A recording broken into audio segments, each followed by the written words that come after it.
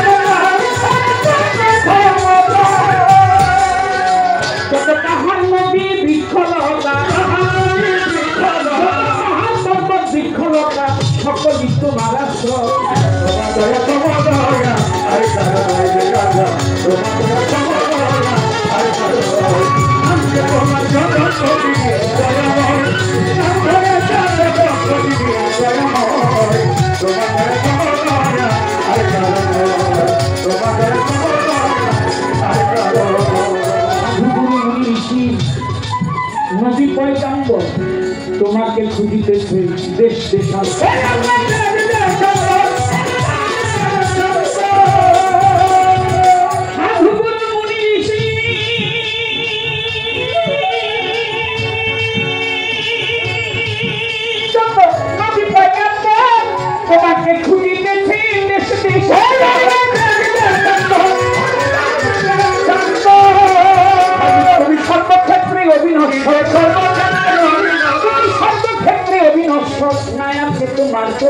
তোমার দয়া কমল দয়া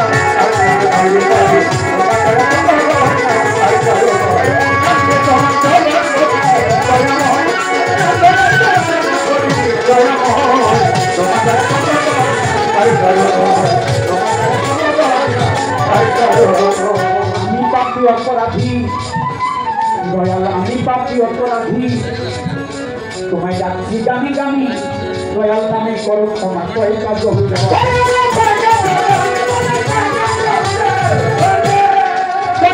আমি পাপী অপরাধী,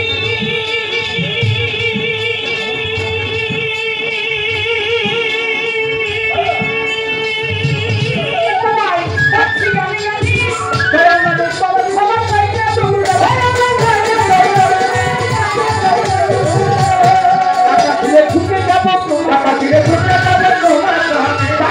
ছুটে যাবো তোমার কাছে শেষ করে অভিনয়, তোমার কমল দয়া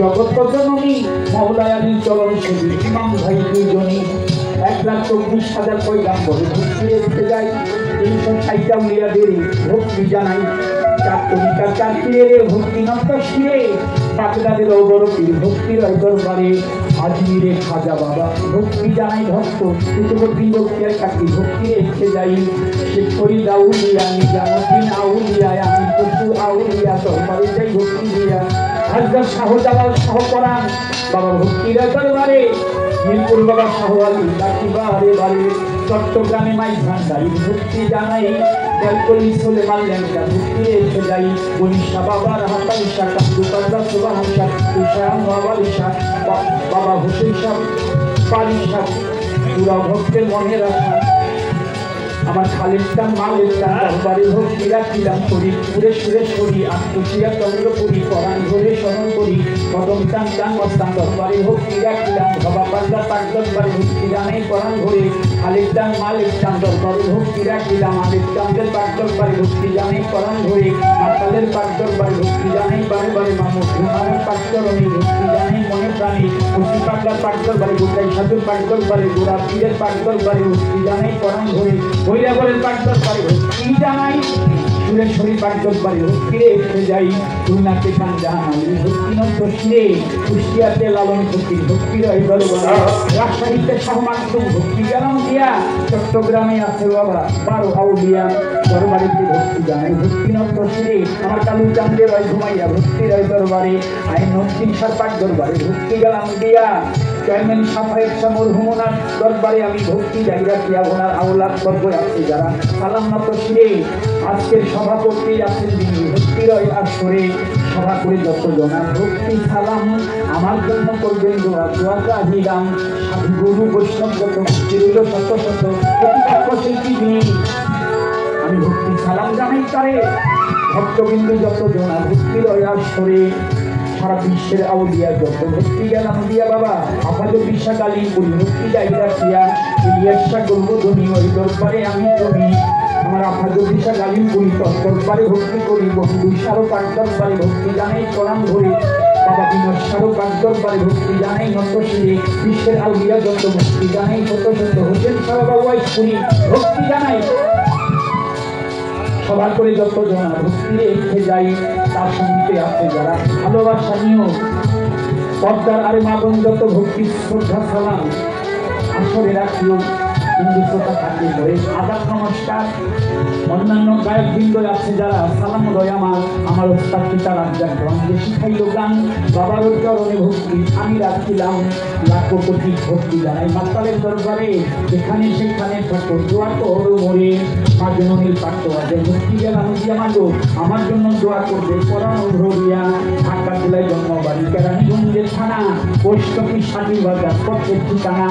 লইয়া বাংলা প্রেমের রুড়ি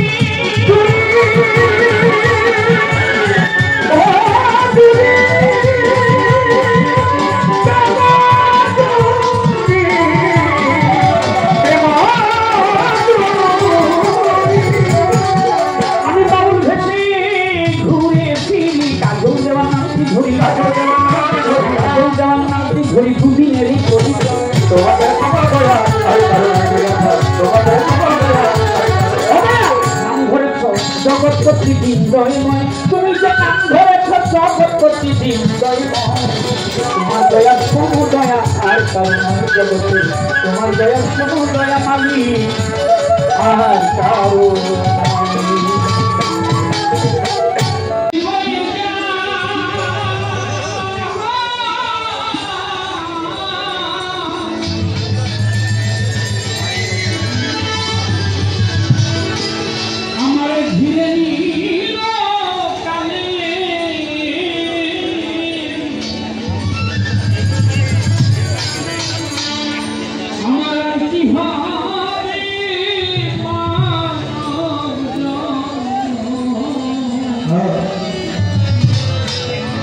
এইরকম বসবো সাধু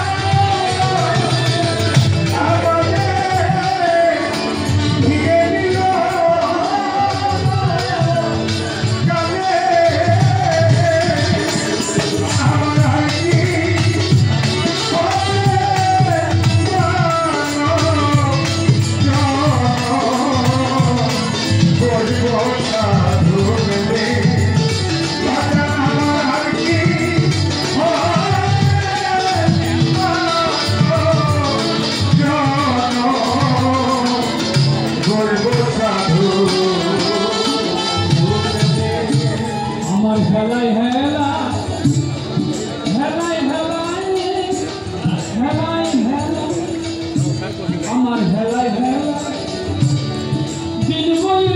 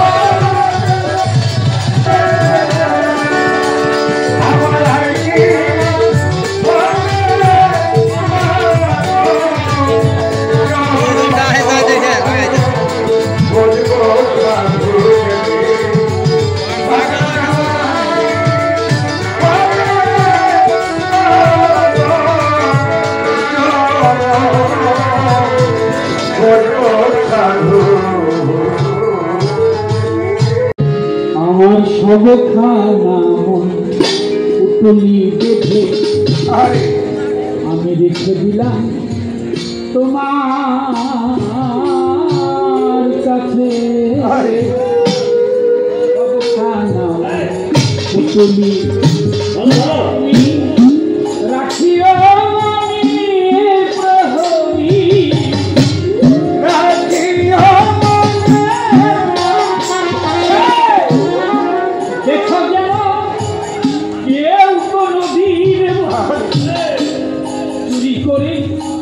নামে পাশে সবখানা পুতুলি বেঁধে আমার সবখানা পুতুলি বেঁধে মাতাল আমি রেখে দিলাম এই ঘন্টা তোমার কাছে।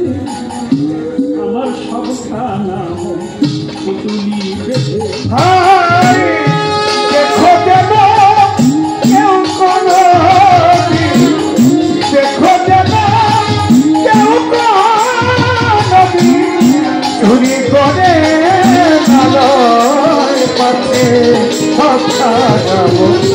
পুতলি বেঁধে রেখে দিলাম তোমার কাছে। সবখানা পুতলি দেখো যেন দেখো যেন দেখো যেন কেউ কোনো দিনে আমার মন চুরি করি নামে কাছে। আমার সবখানা পুতুলি বেঁধে আমি রেখে দিলাম তোমার কাছে। এই সবখানা পুতুলি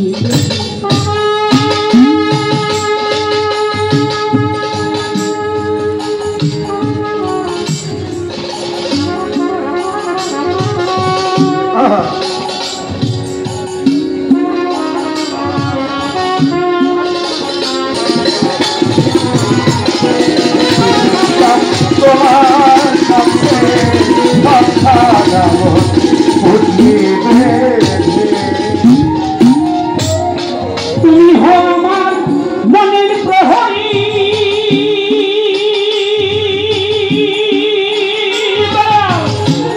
এই মধ্যে আমার টাকা করি। তুমি হো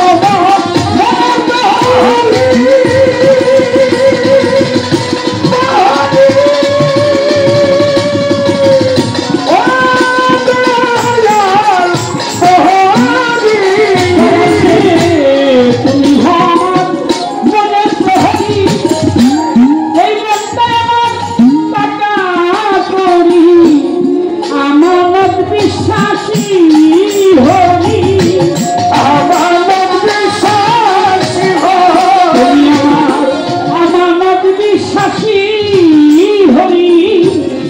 তোমার মতো আর কে আছে? সবখানা পুতুলি বেঁধে আমি যে রেখে দিলাম তোমার কাছে। আমার সবখানা মন পুতুলি বেঁধে দেখো দেখো ধুলি করে পাশে পুতলি বেঁধে রেখে দিলাম তোমার পুতলি বেঁধে। এই ভক্তের জিম্মা তুমি হলে ভয় কি আমার ভ্রমণ্ডলে। বান্দার জিম্মা তুমি হলে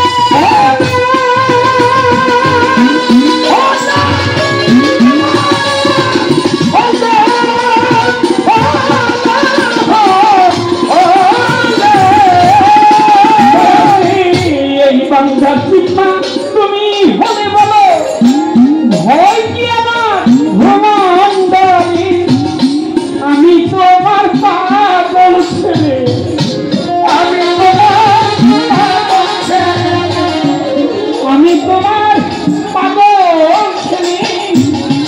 পৃথিবী আমার আর কে আছে সন্তান মুক্তি বেঁধে রেখে দিলাম তোমার সন্তান মুক্তি বেঁধে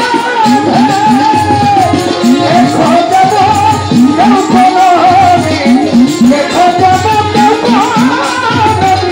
চুরি করে নালয় পাতে খাবো মুক্তি বেঁধে রেখে দিলাম তোমার কাছে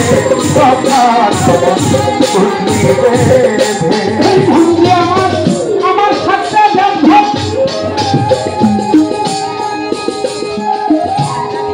মন্দির আমার মালিক রতন মন্দির আমার সাতটা জানব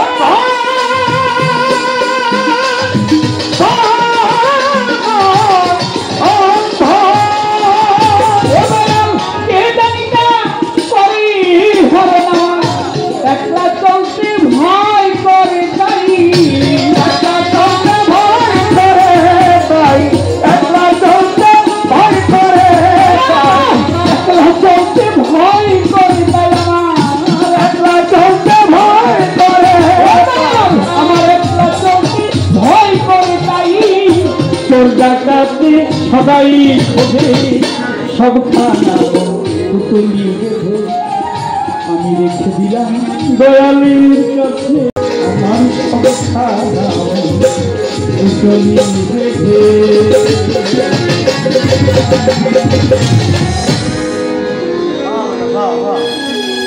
জয় গুরু জয় গুরু জয় গুরু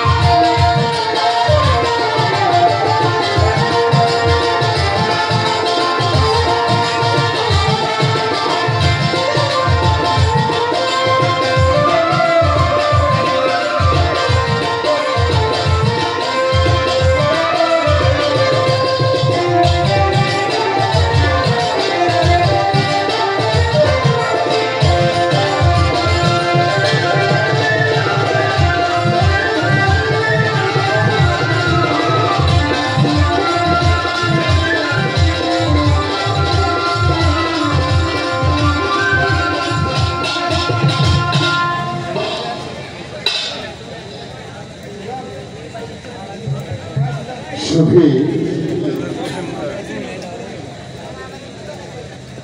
আসর খালি হয়ে যাবে এই কথাটাই বাক্যটা ভবিষ্যৎ বাণ করাটা আমি মনে করি ভালো আসরের সঠিক কেননা একমাত্র সঙ্গী নামাজের অংশের মনে লিখতে দিতে হয় পূজা করে দিলেও পেগোটায় গেলেও হয় আবার গির্জাতে গেলেও মনে লিখতে দিতে হয় একমাত্র সঙ্গীত হচ্ছে যে সঙ্গীতের মাধ্যমে অস্থির হৃদয়ের মানুষকে মুহূর্তের মধ্যে স্থির করা আছে এই পাঁচ দিয়ে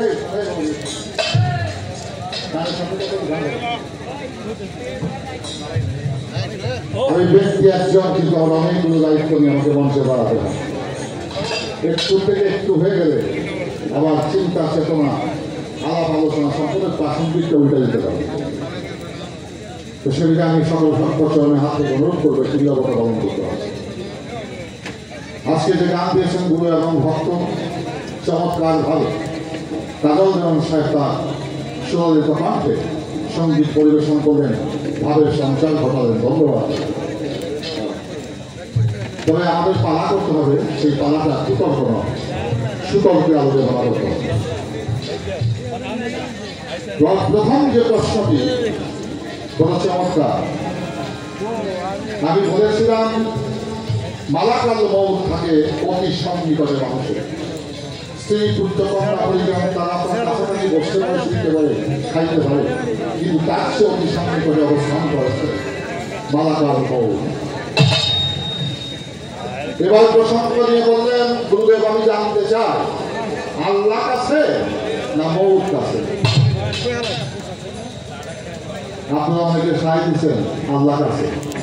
আল্লাহ এত কাছে থাকে না, আল্লাহ থাকে দূরে থাকে, জায়গা কাছে আনতে হয়। সে থাকে লক্ষ যোজন দূরে, হাতের কাছে নরেশ্বরে খুঁজতে যেমন ভর বেরো না, এই কথা করেই দেখা যায়। সে আর দুনিয়া কিভাবে বসবাস করা হয় যে তারপর লক্ষ যোজন দূরে, এই কথা কি বলেছে? আত্মার বিজ্ঞানী দাবো সাই বলেছে। আল্লাহ কাছে থাকে না, কাছে দূরের আল্লাহকে কাছে ডেকে আনতে হয়। আর মালাকাল মৌত থাকে তোমার সন্নিকটে, যে কোনো মুহূর্তে যে কোনো সময় প্রভু হুকুমে তোমার জান সে কবর করবে। এটাই স্বীকৃতি কথা। এবার যে বিষয়টি এলো, আমার কথার জবাব কিন্তু আমার কাজল ভাই দিচ্ছে। আপনারা লক্ষ্য করে শুনছেন কিনা জানি না। কি কথা? রাসূলে পাক সাল্লাল্লাহু আলাইহি ওয়াসাল্লামের যখন জান কবজ করতে গেলেন মালাকাল মৌত, মা ফাতেমা ছিল দয়াল নবীর পাশে বসা।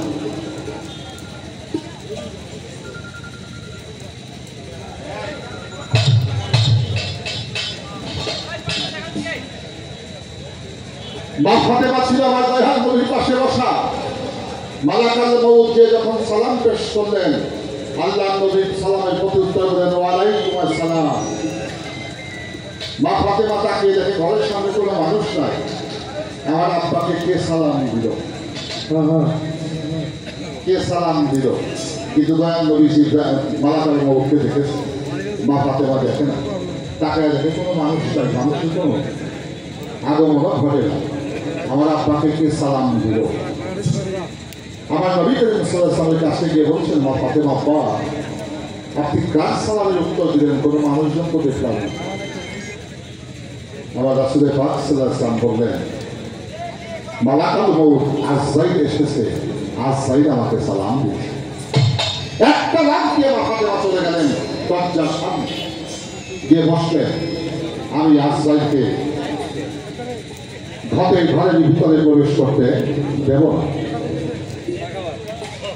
আজরাইল দাঁড়িয়ে রইলেন। নবী করিম সাল্লাল্লাহু আলাইহি ওয়াসাল্লামকে বললেন, আজরাইল হে আল্লাহর নবী, আল্লাহ আমাকে পাঠিয়েছে, আমি এসেছি। আপনি যদি 1000 বছর পৃথিবীতে থাকতে চান, আমি আপনার জান কবজ না করেই চলে যাব। আপনি যদি 5000 বছর থাকতে চান, তাও আপনি থাকতে পারেন, আমি আপনার জান কবজ করব না। আপনি যদি হুকুম দেন, তাহলে আমি আপনার জান কবজ করবো, বলছে আমি খালি বুকেই ফেরত যাব। আল্লাহ নবী বললেন, বন্ধুর চিঠিকে খালি পাঠিয়ে দেওয়া এটাও বন্ধুর কর্তব্য নয়। মা ফাতেমা বলছেন, কথা কখন শোনে, আজরাইল আমাকে ওভারটেক করে অতিক্রম করে তুমি আমার আব্বার কাছে যেতে পারবে না।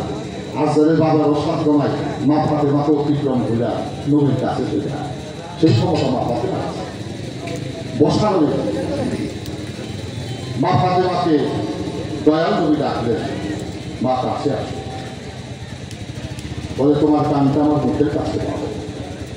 কানটা যখন নবীর মুখের কাছে দিলে, আমার নবী ভিড় করে কি জানি কয়েকটি শব্দ বললেন। শব্দ বলার সাথে সাথে মা ফাতেমা শান্ত বলে তিনি হাসি দিয়ে ফেললেন।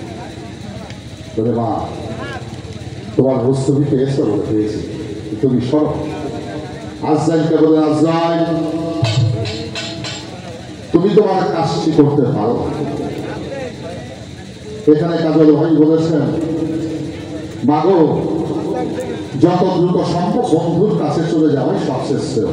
তাই এই কথা বোঝা যায় নবী যেটা আল্লাহ ধরেছিল, সেই জন্য আল্লাহ নবী বন্ধুর কাছে যাওয়ার জন্য মা ফাতেমার কাছে বললেন যত দ্রুত বন্ধুর কাছে যাওয়া যায় ততই মঙ্গল। তাই এই কথা বোঝা যায় আল্লাহ তোমার কাছে থাকে না, আল্লাহকে কাছে ডেকে আনবে। তো আমার এই কথা প্রসঙ্গে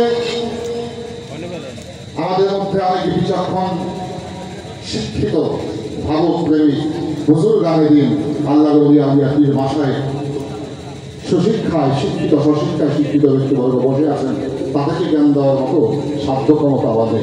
তারপরে আমি আপনাদের গোলাম হয়ে আপনাদেরকে মনে বানিয়ে আমি চেষ্টা করব আপনাদের হৃদয়ে যেন একটু স্পর্শ করতে পারি। ভাষার জাদুঘর শরৎচন্দ্র চট্টোপাধ্যায় তার একটি উপন্যাসটির নাম হচ্ছে শ্রীকান্ত। আমি সেখান থেকে রেফারেন্স করে আমি কোন পালায় চলে যাব। আজকে গানের প্রসঙ্গটি চেঞ্জ করে হয়ে যাচ্ছে, আজকে প্রসঙ্গটাকে ব্যতিক্রম হবে। এবার সেই শ্রীকান্তকে উপন্যাসটি, এই উপন্যাসটি মূলত শরৎচন্দ্রের নিজের জীবন। তো শ্রীকান্ত এই গ্রন্থটিতে শরৎচন্দ্র উপন্যাসের নায়িকার নাম দিয়েছে রাজলক্ষ্মী। শ্রীকান্ত হইল নায়কের নাম। তো সেই গ্রন্থটির কথা মনে পড়ে গেল। আমি খুব অল্প পরিসরে আলোচনা করে মূল বিষয়ে চলে যাব। শ্রীকান্ত মহাশয় যক্ষারোগে আক্রান্ত হয়ে গেলেন, এখন তাকে আর কেউ আশ্রয় দেয়, যা হয় যক্ষাটা আমরা কোনো রকম বন্ধু তুমি আমার হতে পারো, রোগ ধরা হন। তখন নিরুপায় হয়ে তিনি চলে গেলেন রাজলক্ষ্মীর কাছে। রাজলক্ষ্মী যখন শ্রীকান্তকে কাছে পেলেন, শ্রীকান্ত বলতে লাগলেন